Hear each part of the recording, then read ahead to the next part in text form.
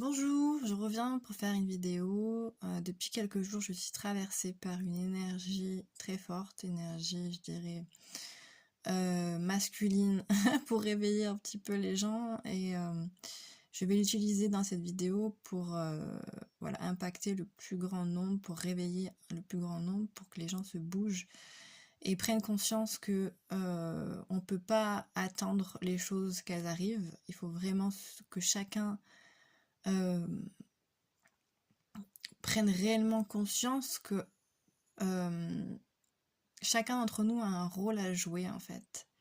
Et on peut plus se permettre de rester endormi, de rester dans notre petite vie bien tranquille, confortable et pas se préoccuper de ce qui se passe à l'extérieur parce que ça nous concerne tous.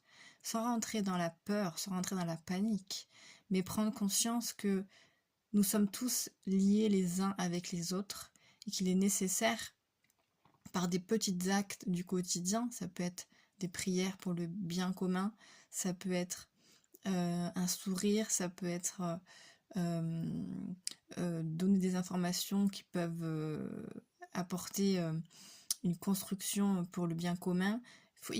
En fait, c'est nécessaire que chacun sorte de son égocentrisme, sorte de son égoïsme pour donner, euh, à autrui ce qu'il est venu donner. Voilà, donc ça c'est quelque chose qui me traverse depuis quelques jours, qui est très fort. Je dirais que c'est comme l'énergie de Michael, en fait, l'archange Michael, elle est très forte et très, comment dire, on sent le coup d'épée. On sent que l'épée est sortie du rocher et qu'elle est bien brandie, parce qu'on a besoin de cette force, on a besoin de cette expression sur Terre. On a laissé trop faire ces êtres qui sont au pouvoir et on a laissé trop faire aussi notre paresse, voilà, notre part humaine et qui ne veut que son bien-être, qui est le, comment dire, qui est le désir du divin aussi, c'est de jouir de l'existence. Euh, et il faut bien comprendre, aujourd'hui, on est dans des temps où tout s'accélère, où tout est... il y a un enjeu en fait, vraiment il y a un enjeu, je dirais, pour notre race humaine qui est très importante et beaucoup de gens n'en ont pas conscience. C'est pour ça que j'essaie de faire cette vidéo pour impacter et réveiller, pour que chacun prenne conscience en fait, que c'est très important ce qui se joue actuellement. Voilà. Je vais partager en fait ce que j'ai vécu il y a quelques années lors de mon premier lever de voile, j'appelle ça, à l'âge de 27 ans. J'ai vécu une sortie de corps en fait, où où je me suis retrouvée dans un ascenseur. Donc c'était sur le plan astral, hein, le plan avec le corps astral. Je me suis retrouvée dans un ascenseur avec une vieille dame qui, euh, qui me parlait pas en fait, qui me regardait et moi je me suis demandé, je me dis mais est-ce que je suis morte? Je suis morte. Je posais la question, est-ce que je suis morte? Elle me fait non de la tête.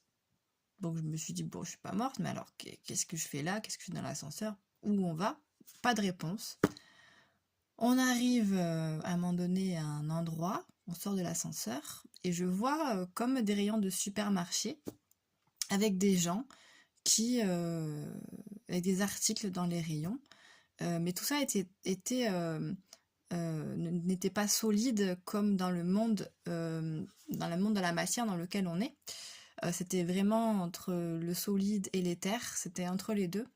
Et les gens, en fait, je prenais conscience que ces êtres-là étaient morts, en fait, donc étaient désincarnés. Leur corps physique a cessé d'être animé par la vie divine. Et donc, ils se sont retrouvés dans cet espace. Et comme ils étaient tellement endormis, tellement hypnotisés, qu'ils n'ont même pas pris conscience qu'ils étaient morts, ils continuaient à faire leurs courses, et par leur pensée, dans le monde astral, pour ceux qui ne savent pas, dans le monde astral, par la pensée, tu crées en fait ton environnement. Par la pensée, tu peux te retrouver, par exemple, tu penses à quelqu'un, bah, tu te retrouves auprès de lui directement. Il n'y a pas de limitation physique, voilà. Donc du coup, c'est ce qu'on appelle souvent le plan où il y a les fantômes, les êtres désincarnés, c'est ce plan astral, ok? Et donc je voyais ça et j'ai compris de moi-même, et j'ai dit, mais en fait, ces êtres-là, ils sont tellement endormis, tellement hypnotisés, qu'ils ont même pas pris conscience qu'ils étaient morts, et ils continuent même dans le monde astral, continuer à faire leurs courses. Parce que je voyais bien que sur les rayons, ils n'avaient aucun prix. Mais ils prenaient, ils consommaient, ils étaient dans la consommation. Ils n'avaient même pas, ils avaient même pas pris conscience qu'ils étaient morts, quoi. Et je me suis dit, waouh, ah ouais, je pensais pas que ça existait, ça. Et donc on m'a montré ça pour me faire prendre conscience vraiment qu'il y a des gens, ils sont tellement endormis, ils ont tellement leur conscience fermée, leur cœur fermé, que du coup, alors peut-être pas leur cœur fermé, mais leur conscience fermée. C'est-à-dire que ils ne vivent qu'avec très peu de vue, d'ouverture spirituelle, je dirais. Et c'est pas un jugement, hein, c'est vraiment un constat. Hein. Je suis pas du tout dans le jugement là. Je constatais juste ce que je voyais. Donc la grand-mère là, la petite dame là qui m'accompagnait, elle me regardait et elle me disait oui, c'est ça, t'as compris. Donc du moment que j'ai compris, de suite on a repris l'ascenseur et on arrivait à un plan où là les portes se sont ouvertes et je suis sortie de l'ascenseur, sauf que cette dame elle est restée, cette vieille dame elle est restée dans l'ascenseur et elle m'a laissée. Et je n'avais pas d'autre explication, c'est-à-dire que je suis arrivée dans un plan sans forme, sans aucune forme. Je me suis dit, mais qu'est-ce que je fous là? Et donc c'était comme un monde de néant, quoi. Je me voyais pas, mais c'est comme si je savais que j'existais dans ce monde sans forme. Donc je me suis dit, bon, bah, qu'est-ce que je fais là? Et je me suis posé des questions sur mon existence. Je commençais à me dire, mais est-ce que je veux continuer à être sur cette terre? Est-ce que je veux rentrer? Voilà, j'étais vraiment dans cet état d'esprit-là. Et j'ai commencé à penser à ma famille, notamment ma mère. Et de suite, quand j'ai pensé à ça, je l'ai vue, on m'a montré la carte de la France, et je l'ai vue à l'endroit où elle était sur la France. Et si j'avais envie de la voir plus en détail, je pouvais la voir, mais directement, c'est-à-dire qu'il n'y avait aucune limitation de matière, encore une fois, et j'avais accès directement où elle était. Donc là, vous voyez, elle était, je sais plus, je crois qu'elle était même dans un magasin. Ce qui est drôle, c'est qu'elle était dans un magasin à ce moment-là, et dans une pharmacie, je crois, un truc comme ça. Et donc je la vois, et là, je me suis dit dans ma tête, mais non, mais je peux pas faire ça, je peux pas quitter ce monde de matière, elle va être trop triste, ça va être trop difficile, etc. Et puis après, je pensais à mon frère et je voyais mon frère où il était. Donc c'est des expériences qui m'ont bien sûr marquée. Donc quand je voyais ça, de suite, je revenais après mon état sans forme là, et une voix que j'entends me dit, alors, qu'est-ce que tu décides? Et donc là, je me suis dit, ok, donc il y a vraiment ce choix qui se pose à moi, c'est-à-dire soit de retourner dans le monde sans forme, hein, et soit de retourner sur Terre. Et donc là, je me suis dit, ouais, mais j'ai quand même des choses à faire sur Terre, j'ai quand même des choses à vivre, à comprendre, encore à comprendre pour grandir moi-même et puis pour impacter le bien commun. Donc je me suis dit, bon, ben, je veux retourner sur la Terre. Et donc de suite, je me suis retrouvée au-dessus de mon corps. Je ne voyais pas mon corps, mais par contre, je sentais que je rentrais dans mon corps physique.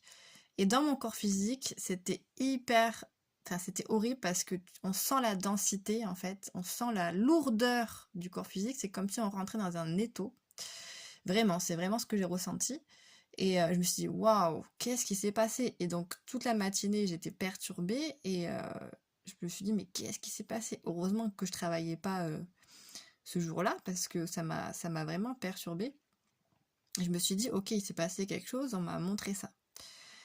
Juste pour la petite parenthèse, quelques années, je crois 2 ou 3 ans après, j'avais eu la communication avec un de mes guides de l'autre côté, qui m'avait fait comprendre qu'en fait c'était un désir de ma part de vivre cette expérience lors de mon incarnation. Mais comme on a le voile de l'oubli, on oublie ce qu'on est venu faire, on oublie nos choix d'incarnation, parce que c'est vraiment nous qui désirons vivre ça, hein, en fait, hein, avec des êtres qui nous guident aussi pour créer notre chemin de vie dans la matière, ok? Et donc, je me suis dit, bah, en fait, c'est vraiment moi qui ai fait ce choix-là de vivre ça. Il m'avait dit: «Oui, tu avais fait ce choix de vivre ça, sans matière, vraiment dans un état sans forme, quoi». Et donc forcément, quand tu vis ça, tu te poses des questions et ça fait travailler un petit peu ton âme aussi. Donc ça, c'est intéressant. Pourquoi je vous partage ça? Parce que c'est pour vous montrer à quel point, lorsqu'on est endormi, lorsqu'on est hypnotisé, on peut mourir et on peut continuer à être hypnotisé dans l'autre côté, en fait. Et c'est dommage parce qu'on est là pour apprendre, pour s'ouvrir, pour se libérer, pour grandir. Et voilà, c'est vraiment prendre conscience que ce que je dis, c'est très important, en fait. C'est pas pour rien que j'ai cette énergie-là qui me traverse. C'est vraiment pour ouvrir les consciences à ce que la plupart des gens n'ont pas conscience. Voilà, tout simplement. Donc, encore une fois, ne rentrez pas dans la peur, ne rentrez pas dans la panique, c'est pas du tout mon intention dans cette vidéo. C'est juste de vous réveiller, d'agir, des petits actes. On ne demande pas des grands actes, on demande des petites choses, des petits actes, des prières avec le cœur, des prières sincères, manifester. Ne croyez pas que les paroles n'ont pas d'impact, elles ont un impact créateur très fort. Et plus la personne est avancée spirituellement, plus ces paroles ont un impact créateur dans ce monde manifesté. Donc c'est très très important, là, le verbe est très important, hein. C'est pas pour rien qu'on en parle dans beaucoup de traditions spirituelles, ok? Voilà ce que je peux dire dans cette vidéo, je vais vous laisser. Et je vous embrasse, tenez bon, on est chacun, on est bousculé, on est traversé par plein de choses qui sont là aussi pour nous nourrir aussi. Et encore une fois, on est aidé de l'autre côté, on est vraiment aidé si on le demande. Si on ne le demande pas, on ne sera pas aidé. Et c'est important ça aussi, parce qu'on a notre libre arbitre. Si tu te plains et que tu t'arrêtes pas de te plaindre, tu te dis oui, personne m'aime, personne m'aide, mais oui, mais est-ce que tu as demandé de l'aide?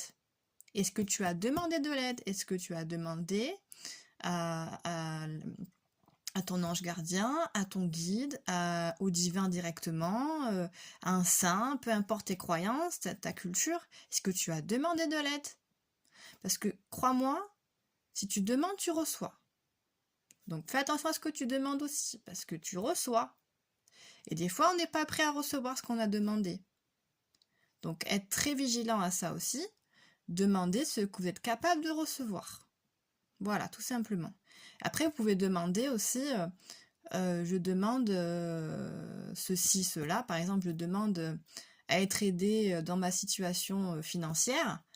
Je demande à ce qu'on m'aide avec la capacité avec laquelle je peux recevoir.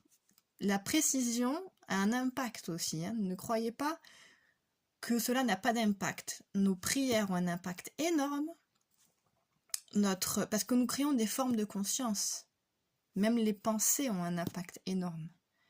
Les pensées, le verbe ont un impact énorme. Il y a les actions, bien sûr, avec nos mains, nos bras, ce qu'on crée, mais aussi notre esprit qui est très fort, notre cœur. Et si on allie notre esprit avec notre cœur, ça augmente la puissance, voilà, du verbe créateur. Ça, c'est très important aussi de le savoir. Donc voilà.